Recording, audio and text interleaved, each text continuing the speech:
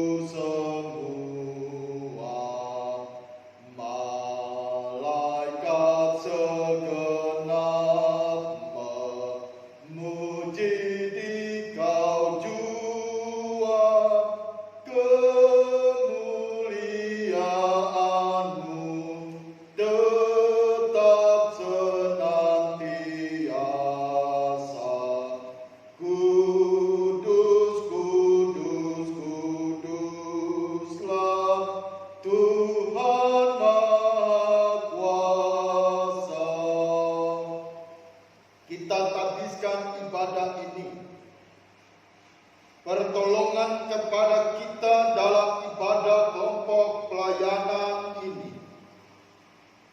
Tertabislah dalam nama Allah Bapa, Anak, dan Roh Kudus. Amin. Salam kasih dari Tuhan Yesus Kristus menyertai jemaat sekalian. Jemaat dipersilakan duduk. Menyadari tidak ada satu kehidupan kita yang tersembunyi di hadapan Tuhan. Dan jika kita jujur, begitu banyak hal-hal yang sudah kita buat menyakiti hati Tuhan dengan melakukan perbuatan dosa, sengaja ataupun tidak sengaja. Karena itu kita pada kesempatan ini datang menghadap Tuhan dalam kerendahan hati, mengaku dosa kita kepadanya. Mari berdoa.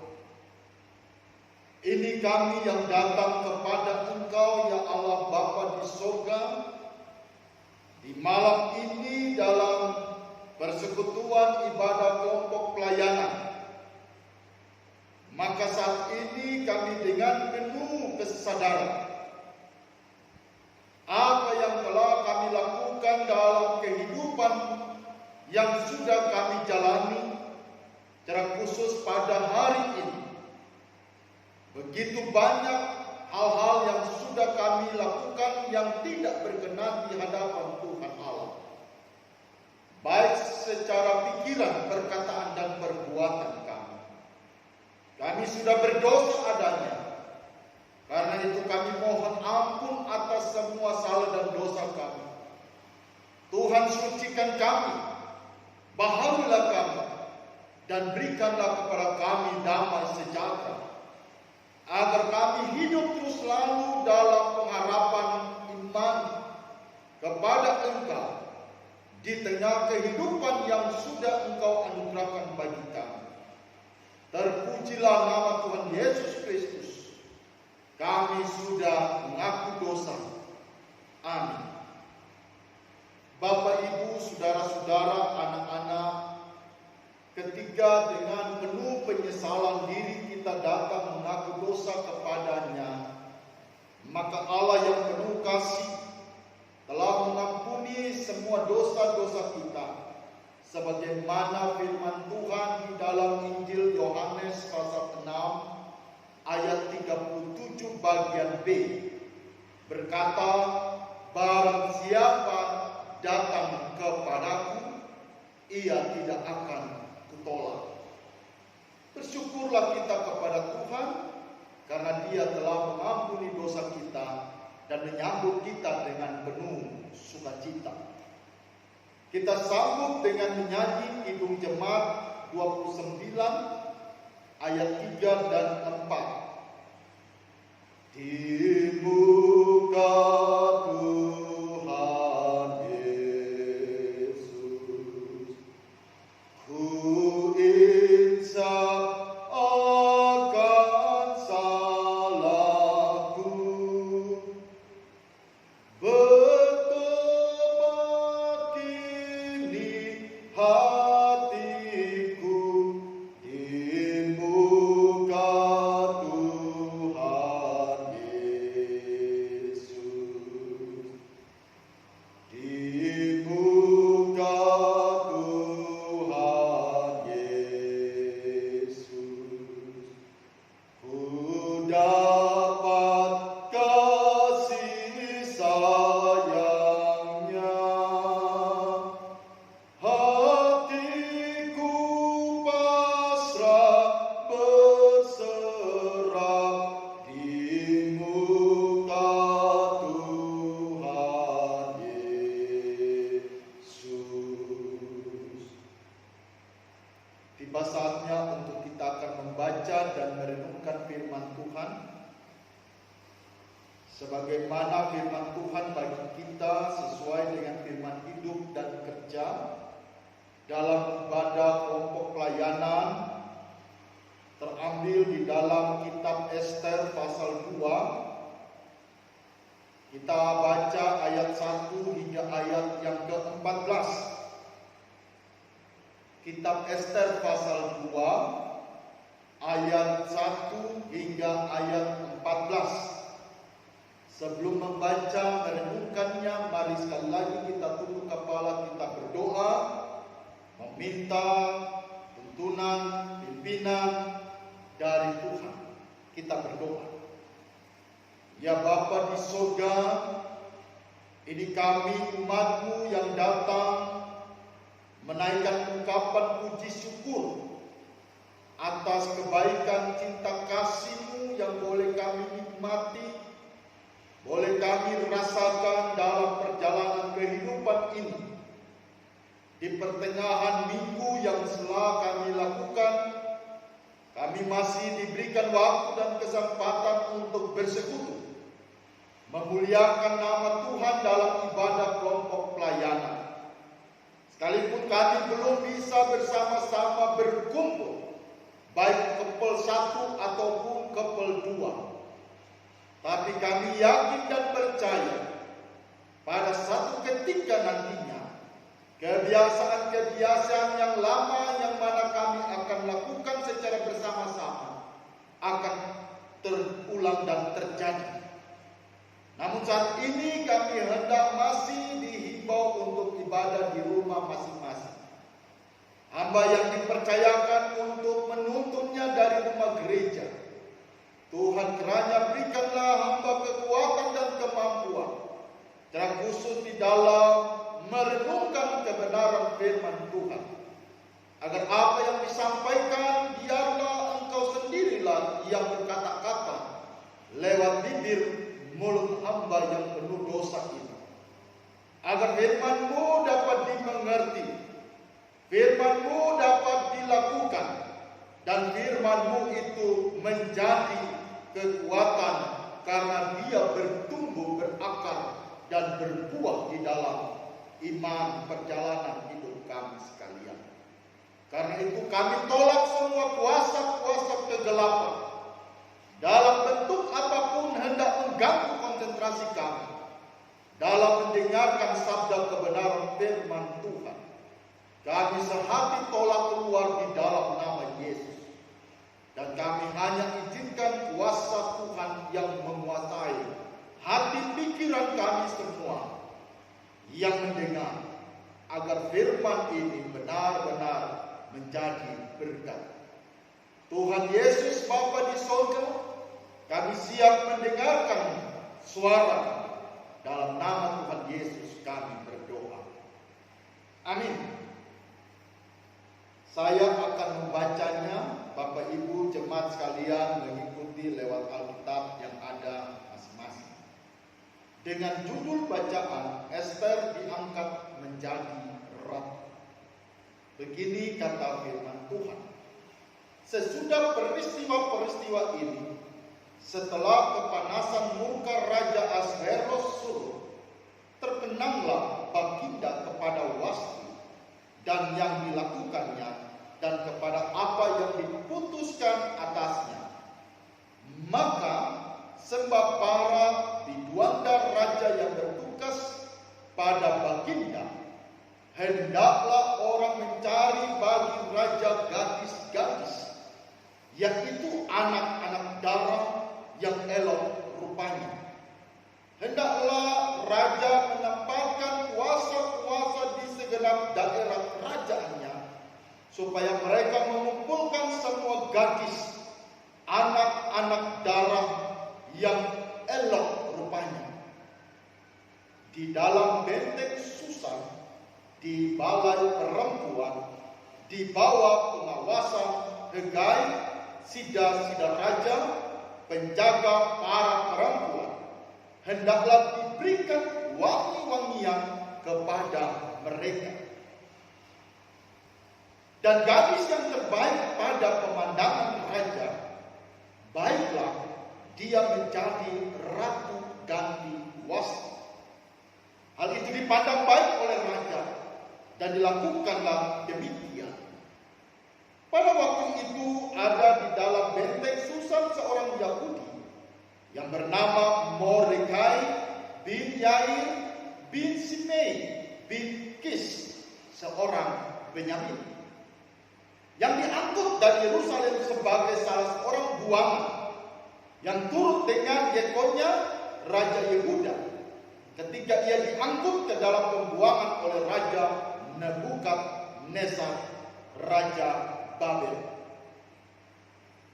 Mordekai itu mengasuh Hadasa, yaitu Ester, anak saudara ayahnya, sebab anak itu tidak beribu bapa lagi. Gadis itu elok perawakannya dan cantik parasnya. Ketika ibu bapaknya mati, ia diangkat sebagai anak oleh Mordekai. Setelah titah dan undang-undang raja tersiar dan banyak gadis dikumpulkan di dalam benteng Susan di bawah pengawasan Hegai, maka Ester pun dibawa masuk ke dalam istana raja di bawah pengawasan Hegai, penjaga para perempuan. Ayat 9.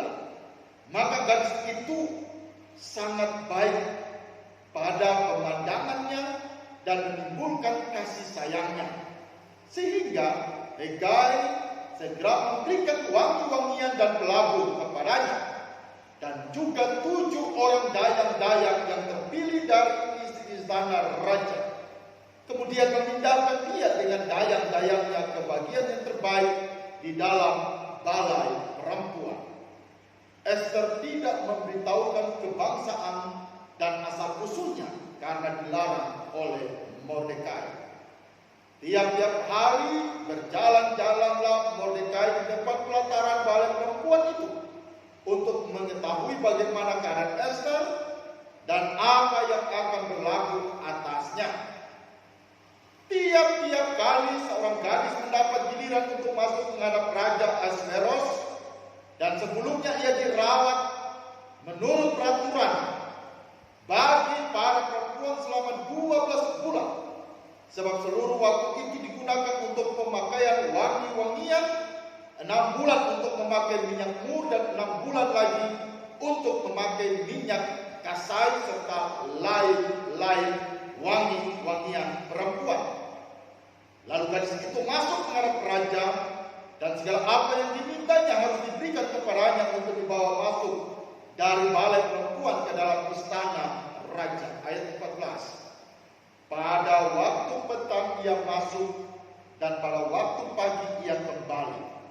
Tetapi sekali ini ke dalam balai perempuan yang kedua, di bawah pengawasan Saasgas, sida-sida raja, penjaga para guni. Ia tidak diperkenankan masuk lagi menghadap raja, kecuali jikalau raja berkenan kepadanya dan ia dipanggil dengan disebutkan namanya. Demikian sangat jauh bacaan firman Tuhan. Kata Alkitab yang berbahagia, kita yang sudah mendengar dan memberlakukannya itu di dalam kehidupan iman kita. Bapak, Ibu, saudara-saudara sekalian, anak-anak yang saya kasihi di dalam nama Tuhan Yesus, puji syukur kita persembahkan lagi kepada Tuhan. Minggu pertama September, pertengahan minggu ini kita masih diberikan kesempatan lagi untuk menikmati satu persekutuan, memuji, memuliakan, mengagungkan nama Tuhan dalam ibadah kelompok pelayanan. Hal ini tentunya mau senantiasa membawa kita untuk semakin kita menyadari tentang bagaimana kita dalam pemandangan Allah dan bagaimana kita melakukan apa yang menjadi kehendak Tuhan bagi sesama kita. Maka sudah terang dan pasti, tanpa kita meminta pertolongan daripada Tuhan dalam rangka kita menjalankan amanat Tuhan untuk senantiasa kita lakukan dalam kehidupan sesama kita, tidak ada yang senantiasa membawa ujian bagi Tuhan, karena tidak dituntun oleh Tuhan. Tapi ketika kita dituntun oleh Tuhan, maka kita pasti akan menjadi sesuatu yang penuh arti bagi orang sesama kita untuk semakin hidup memuliakan nama Tuhan. Oleh karena itu kita membutuhkan pimpinan Tuhan dalam kehidupan ini. Dengan kita menghadirkan Dia dalam kehidupan kita, melalui bagaimana kita senantiasa mau menyempatkan diri kita, mengambil waktu untuk beribadah kepada Dia. Dalam kehidupan pribadi, keluarga, persekutuan, inilah yang senantiasa mau saya katakan bagi kita, agar kita mampu dapat memahami tentang apa itu kehidupan yang berkenan di hadapan Tuhan. Sekali lagi, kehidupan yang berkenan di hadapan Tuhan adalah apabila kehidupan itu dipimpin oleh Tuhan. Dan bagaimana caranya supaya kita dipimpin oleh Tuhan? Menghadirkan Tuhan dalam kehidupan kita. Sekarang, jika kehadiran Tuhan sudah ada dalam kehidupan kita, maka kita pun dituntut untuk menjaga ketaatan iman kita, untuk kita tetap konsisten dalam menjalankan kehidupan ini, sehingga akan mendatangkan sesuatu yang bernilai. Maka ketaatan itu harus diuji. Untuk menghasilkan sebuah ketaatan yang sempurna membutuhkan sebuah proses. Dan proses itu adalah pengujian. Sebagai perbandingan bagi kita, Bapak Ibu saudara-saudara pasti menyukai emas. Apalagi sekarang harga emas sudah naik. Emas itu jikalau mau dikatakan murni, dia harus melalui proses. Apa itu? Pembakaran. Jika semakin dia dibakar dengan suhu yang lebih tinggi, semakin emas itu kena suhu bakaran yang tinggi, dia menghasilkan emas yang sempurna. Maka ketika semua menyelesaikan itu, dia akan terlihat sungguh indah. Itu yang Tuhan kehendaki bagi kita. kehidupan ini yang disertai oleh Tuhan, yang senantiasa dituntut dari kita adalah sebuah ketaatan, dan ketaatan itu harus teruji. Hal ini yang mau saya katakan lewat apa yang disampaikan dalam pembacaan kita. Sebagaimana firman Tuhan mencoba untuk mengangkat dalam renungan kita, yaitu ketaatan yang teruji. Cerita Ester pasti sudah diketahui oleh kita sekalian, karena cerita ini sudah sering kita dengar baik di sekolah minggu ataupun kita sudah mendengar setiap kali khotbah-khotbah baik di Kopel Provisi ataupun rumah gereja. Tapi kali ini kita lagi mendengarkan tentang cerita Ester. Ester itu kalau diartikan itu adalah bintang. Ester artinya bintang.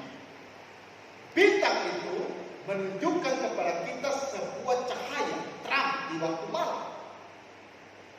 Maka itu apa yang dicatat dalam Ester pasal 2, bacaan yang sudah saya bacakan bagi kita dalam renungan ayat 1 sampai dengan ayat 14. Maka di sana tercatat bagaimana Ester menunjukkan sebuah ketaatan terhadap Mordekai. Dia mendengar apa yang Mordekai sampaikan kepadanya. Ester, jikalau engkau nanti terpilih menjadi ratu, maka dalam proses apa yang nanti engkau jalani dalam masa pelatihan itu kurang lebih 1 tahun, ingat baik-baik, jangan sampai engkau membongkar atau menjelaskan tentang latar belakangmu. Artinya menyangkut tentang suku. Tidak boleh itu menjadi rahasia. Tidak boleh dibocorkan. Karena bisa saja waktu itu ketika dalam sebuah kebersamaan dengan perempuan-perempuan yang ada di sekitar daerah kekuasaan Raja Ahasveros, ketika mendengar nama Yahudi, maka itu akan menjadi sesuatu yang aib bagi mereka. Bisa saja seperti itu. Nah, supaya identitas asal usul daripada Ester tidak terbongkar, jangan dibocorkan, tidak usah menceritakan itu. Membayangkan pesan itu diingat oleh Ester dalam segala apapun percakapan dia dan segala-galanya, dia tidak pernah membocorkan itu. Dia memegang teguh apa yang dibesarkan oleh Mordekai, ayah angkatnya itu.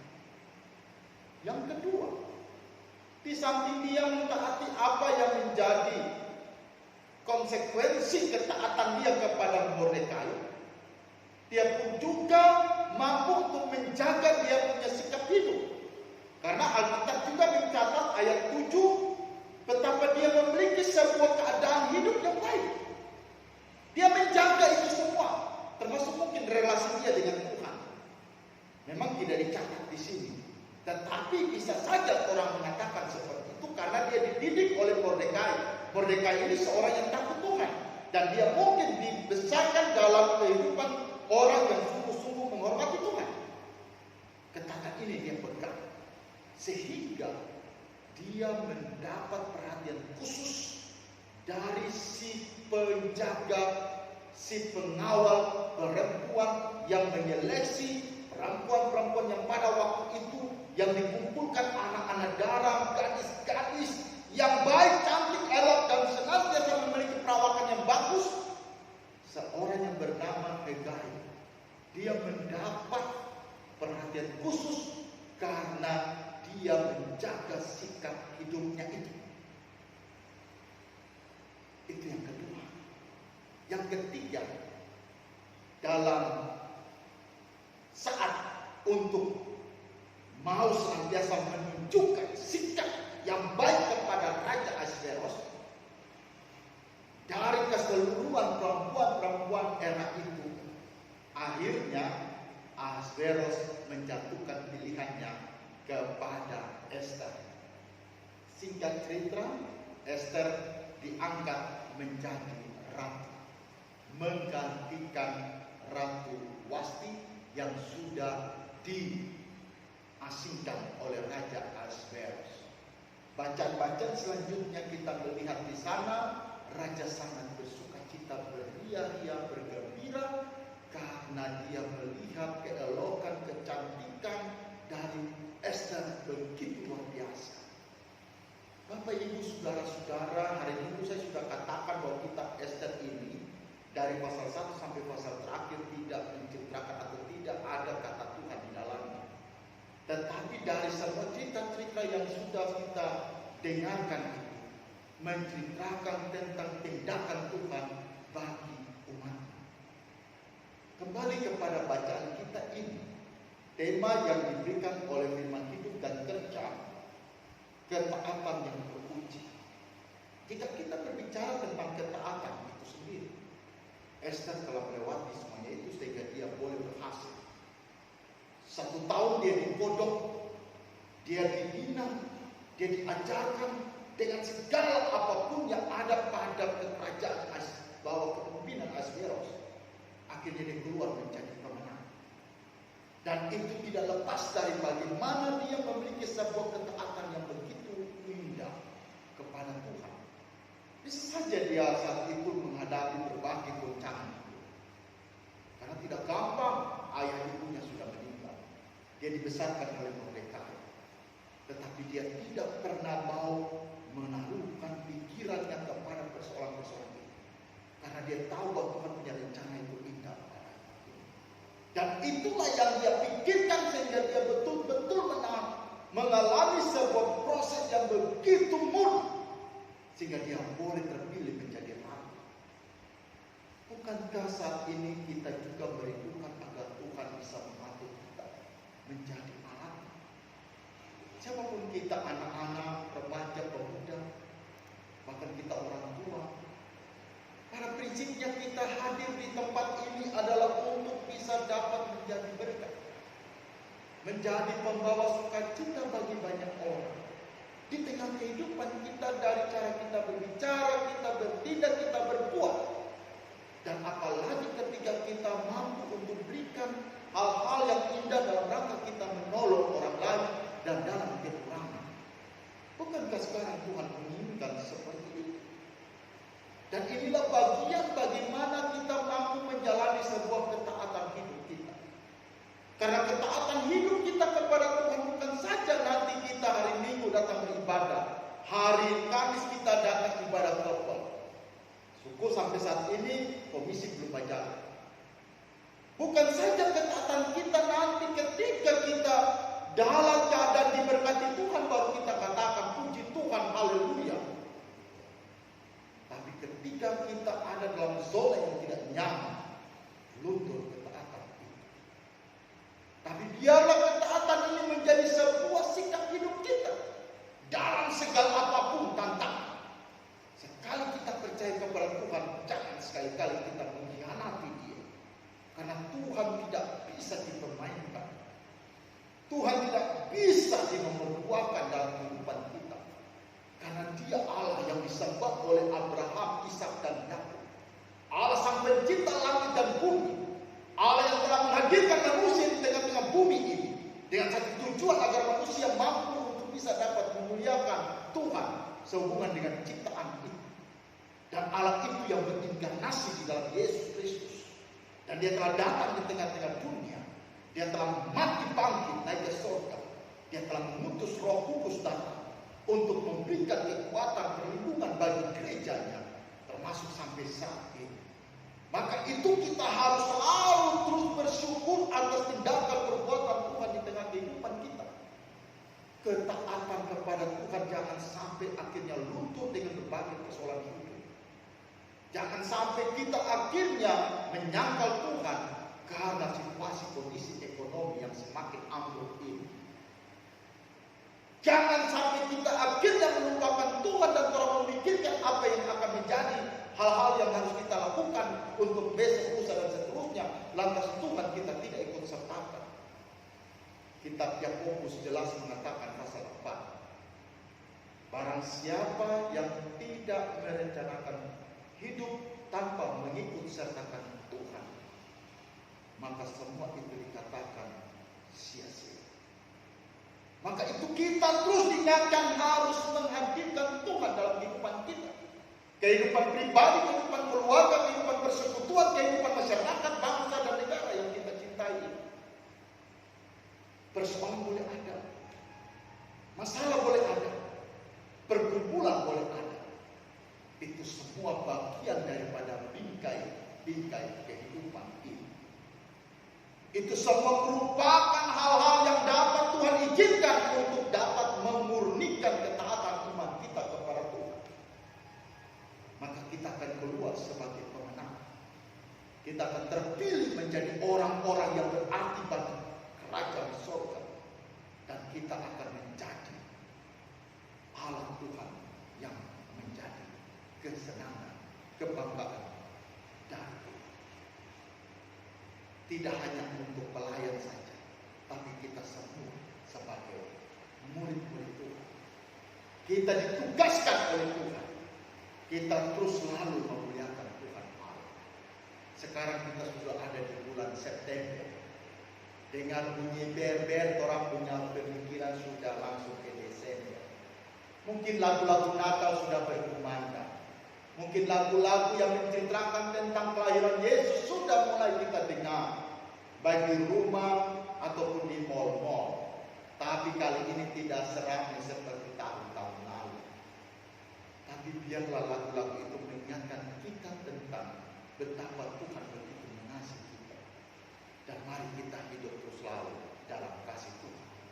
Mengasihi Tuhan, mengasihi sesama dalam kehidupan ini. Jangan kita hanya mengatakan mengasihi Tuhan lantas kita membenci sesama. Itu tidak ada artinya. Ataupun sebaliknya kita mengasihi sesama namun membenci Tuhan. Apa artinya semuanya ini? Tapi mari kita mengasihi Tuhan, kita mengasihi sesama sebagai bentuk kita adalah orang-orang yang sudah diselamatkan oleh Tuhan. Amin.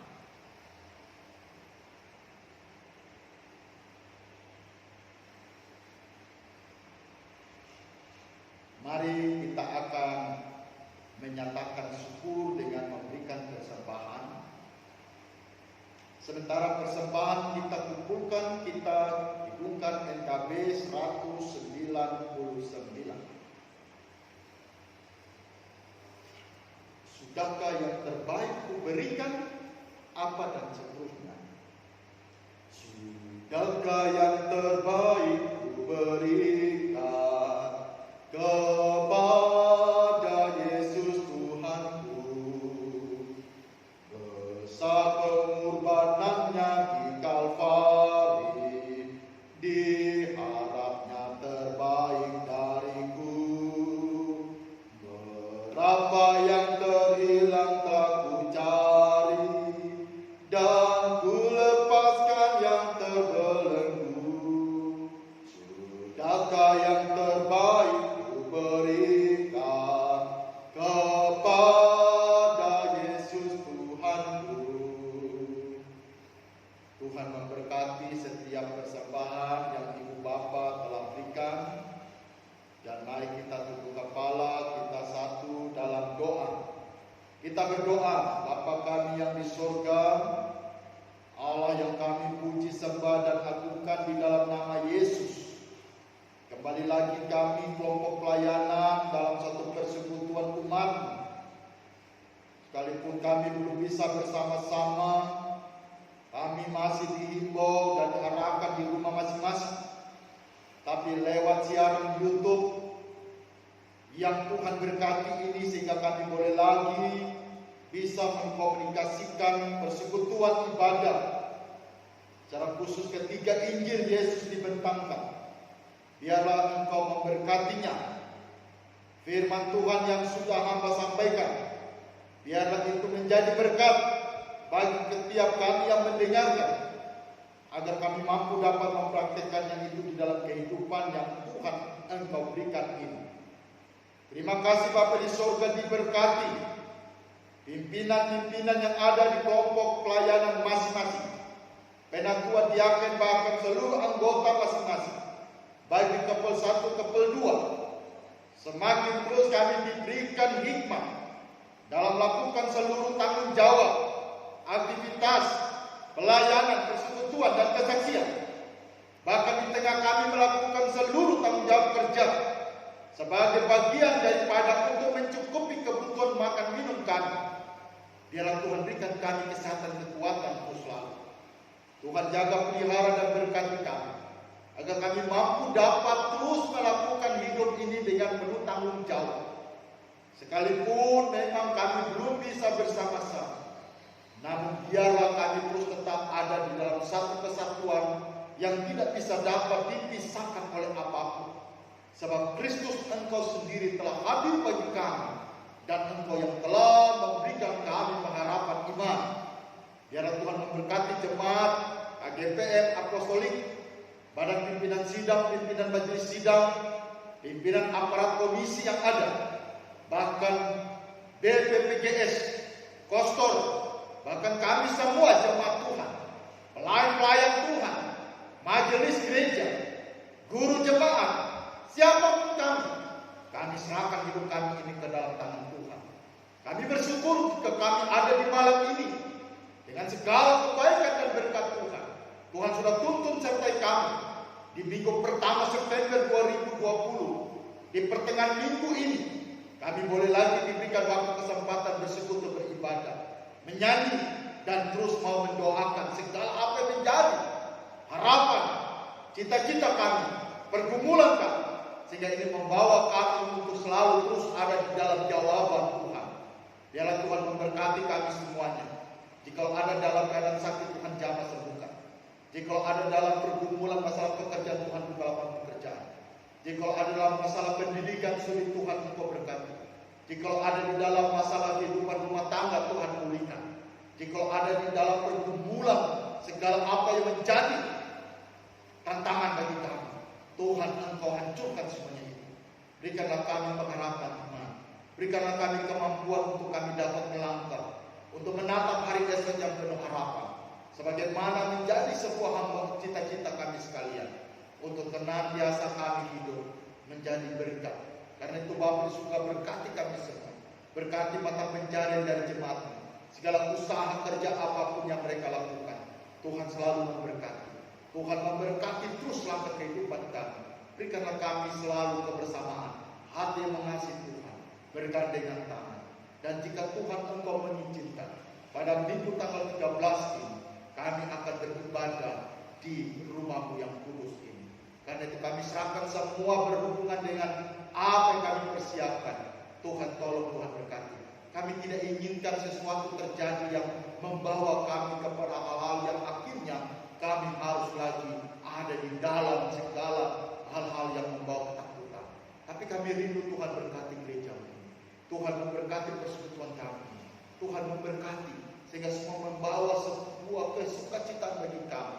Tuhan hancurkan segala roh pemecah belah. Tuhan hancurkan segala roh-roh yang saling menyakiti dan saling mendengki. Tuhan hancurkan semuanya itu. Dan Tuhan berikan kami hati yang mengasihi Engkau, hati yang mengasihi sesama. Karena itulah yang Engkau kehendaki bagi kami. Bapa di surga, berkati jemaat KGPM Apostolik. Berkati terus kami dalam melangkah hari-hari ke depan. Terima kasih Bapa di surga, kami sudah memberi persembahan kuduskan itu.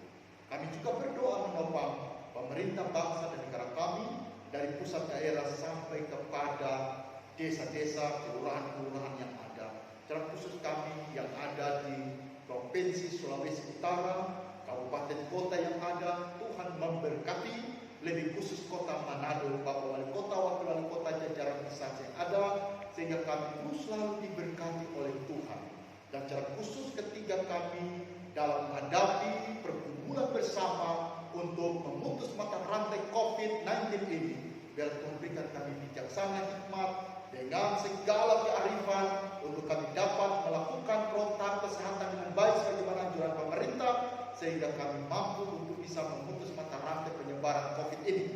Karena Karena itu Bapa di surga, berikanlah terus kepada kami kesadaran yang tinggi, agar kami mampu dapat menjalankan semuanya itu dengan penuh tanggung jawab untuk kemuliaan bagi nama Tuhan. Dan kami yakin dan percaya Tuhan sudah campur tangan untuk kota Manado, dan Tuhan Engkau sudah lenyapkan itu COVID-19 di tengah-tengah kami, bahkan kota Manado kami cintai ini. Tuhan memberkati pemerintah yang ada, berikan hikmat selalu bagi mereka. Terima kasih Bapa di surga, kota Manado akan jadikan kota doa, kota yang aman, kota yang rukun, kota yang damai, kota yang terus menjadi berkat bagi kabupaten kota yang lain ada di Indonesia ini. Tuhan memberkati. Terus kami ada di Kelurahan Malalayang 2 ini. Tuhan memberkati di mana gereja ada. Biarlah dari sini nama Tuhan terus selalu dimuliakan, disebarharukan, dan banyak orang menjadi diberkati. Dan pujilah Engkau Bapa. Ini doa sembah syukur permohonan kami yang kami bawa, kami sampaikan di dalam dan melalui Tuhan Yesus Kristus yang telah mengajar kami berdoa bersama-sama. Bapa kami yang di surga, dikuduskanlah nama-Mu, datanglah kerajaan, jadilah kehendak-Mu di bumi seperti di surga. Berikanlah kami pada hari ini makanan kami yang secukupnya, dan ampunilah kami akan kesalahan kami, seperti kami juga mengampuni orang yang bersalah kepada kami. Dan janganlah membawa kami ke dalam pencobaan, tetapi lepaskanlah kami daripada yang jahat. Karena Engkaulah yang mempunyai kerajaan dan kuasa dan kemuliaan sampai selama-lamanya. Amin. Jemaat sekalian, diundang berdiri, kita akan mengakhiri ibadah kelompok pelayanan malam ini dengan menyanyi NKB 188. Tiap langkahku diatur oleh Tuhan. Tiap langkahku diatur oleh Tuhan, dan tangan kasih-Nya memimpinku. Di tengah badai dunia menakutkan, hatiku tetap tenang teduh. Tiap langkahku ku tahu yang Tuhan pimpin, ke tempat tinggiku dihantarnya, hingga sekali nanti aku tiba di rumah Bapa surga yang bakal. Jemaat sekalian yang dikasihi dan diberkati Tuhan, kita akan mengakhiri ibadah kelompok pelayanan malam ini. Apa yang sudah kita dengar lewat firman Tuhan, dan bagi ketepanggilan kita untuk melaksanakan kehendak Tuhan, kiranya itu menjadi nyata dalam terus kita melakukan yang terbaik dalam memuliakan dan mengagungkan nama Tuhan di antara sesama kita dan terlebih bagi Tuhan. Terimalah berkat Tuhan. Damai sejahtera, kasih dan sukacita dari Tuhan Yesus Kristus, Kepala Gereja kita sekalian, kiranya menyertai memberkati langkah perjalanan jemaat Tuhan sekarang ini sampai selama-lamanya.